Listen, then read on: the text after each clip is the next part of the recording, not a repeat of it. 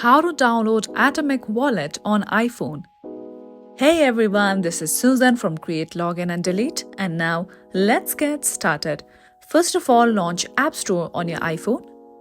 Okay, here we go. Now go to the search bar and search for Atomic Wallet right here. Now select the application which is on top. Okay, now just tap on Get and wait until the application is being installed. Now after the application has been downloaded, just tap on Open. Wait for a while here.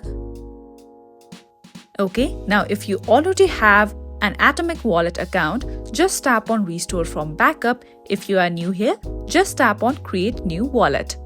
Now over here, you have to create your own password, and after entering the details, just make a check mark on I accept the terms of service. Then just tap on Set and you'll have your Atomic Wallet account created as well.